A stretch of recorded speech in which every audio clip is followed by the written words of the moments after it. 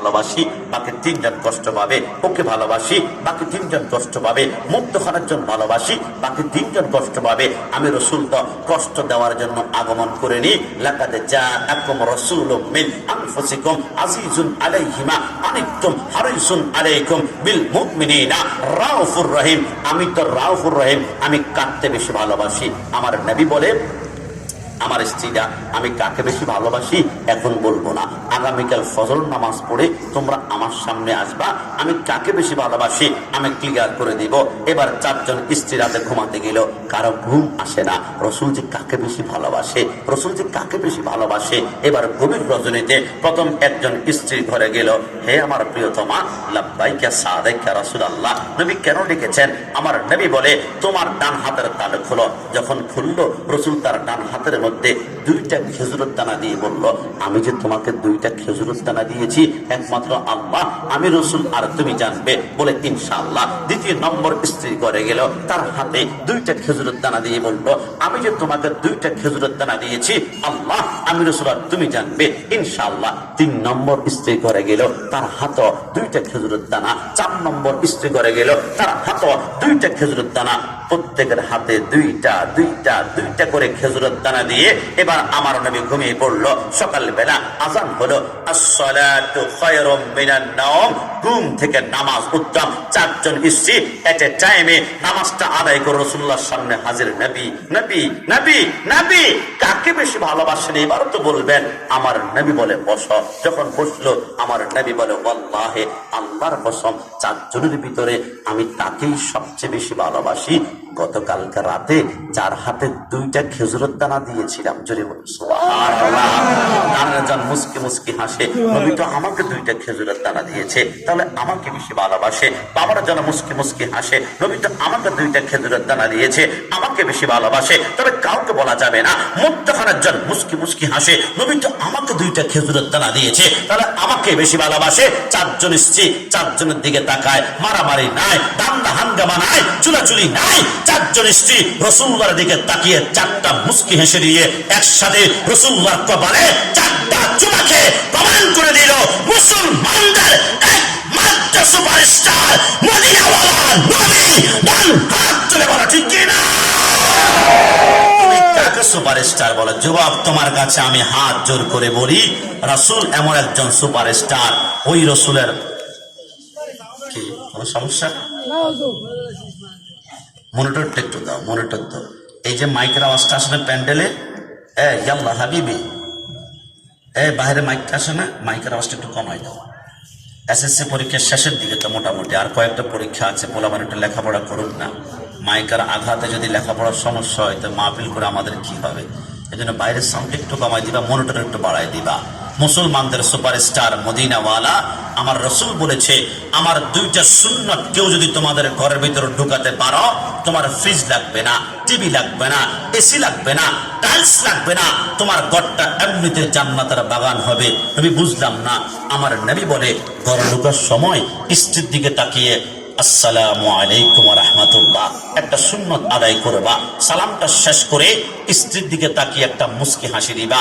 সালাম দেওয়া আমি রাসূলের সুন্নাত, মুস্কি হাসি দেওয়া আমি রাসূলের সুন্নাত।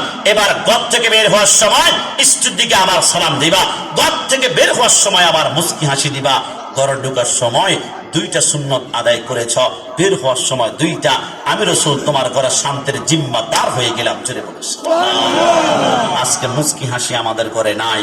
হবিগঞ্জের কসমেটিক্স দোকানে মুস্কি হাসি পাওয়া যায়। আম্মা কি অবস্থা? আপু ভালো আছেন? ভাবি কতদিন আপনি আমার দোকানে আসেন না, কি পরিমাণ হাসি আর হাসি। কিন্তু এই হাসিটা দরকার ছিল আমাদের ঘরে। কিন্তু ঘরে ঢুকলে আমরা বলি, কিরে তোমার ঘর এমন কেন?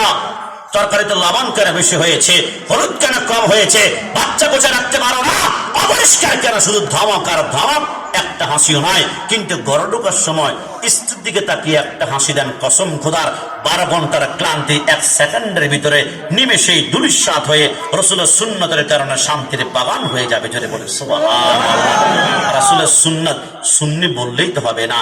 আজকে তো অনেকে বাজারে গিয়েছেন, টমেটো কিনেছেন, গাজর কিনেছেন, ধনে পাতা কিনেছেন, কাঁচামরিচ কিনেছেন, তিত করলা কিনেছেন, কিন্তু রসুলের পছন্দনীয় সবজি কি আজকে কিনতে পেরেছেন?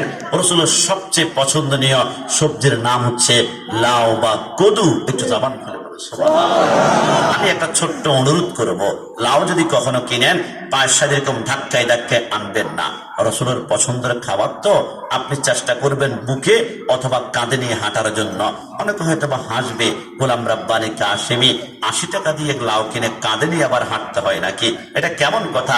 আরে মানুষ হাসুক, মদিনাওয়ালা যখন দেখবে আমার পছন্দের খাবার বুকে নিয়েছে, কাঁধে নিয়েছে, রসুল একটা মুস্কি হাসি দিলে চোখের পলকে পুলসে রাত পার হবে। জোরে বলে সুবহানাল্লাহ। আমার নবী বৈজ্ঞানিকদের মহাগুরু ছিলেন।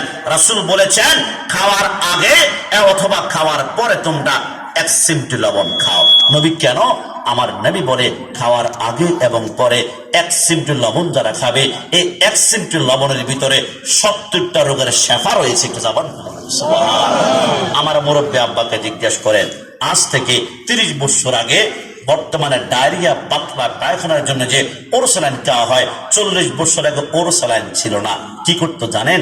এই গ্লাসের মধ্যে 1 গ্লাস পানি নিয়ে 1 চিমটি লবণ আর 1 চিমটি চিনি দিয়ে চামচ দিয়ে ঠকঠক করে 2টা বাড়ে দিয়ে বলে বিসমিল্লাহ বলে খেয়ে নাও। বৈজ্ঞানিকরা চিন্তা করলো তো ডায়রিয়া পাতলা পায়খানার রোগের জন্য ওরসালাইন কিভাবে আবিষ্কার করব? ওই যে আমার নবী বলেছে 1 চিমটি লবণের ভিতরে 70টা রোগের শেফা।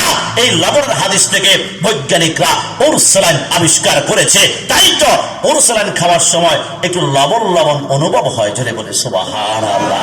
আমার নবী রোমান্টিক ছিলেন।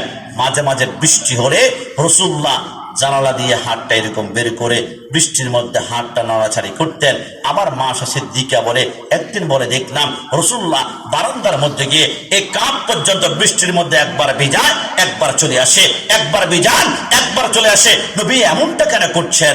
আমার নবী বলে এই বৃষ্টি যদি কোনো মতো রহমতের বৃষ্টি হয়ে যায়, রহমতের বৃষ্টি যদি 1 ফোঁটা গায়ের মধ্যে 1 পশমের গোড়ায় টাচ করে, জীবনে কোনোদিন ক্যান্সার হবে না। যদি বলে সুবহানাল্লাহ। রাসূল সর্বশেষ বলেছেন তোমরা বেশি বেশি করে দুধ খাও আর গরুর গোশত কম খাও। নবী কেন? আমার নবী বলে একটা গরু যখন ঘাস খায়, ঘাসের ভিতরে 2টা ক্যালসিয়াম, একটা নেগেটিভ একটা পজিটিভ।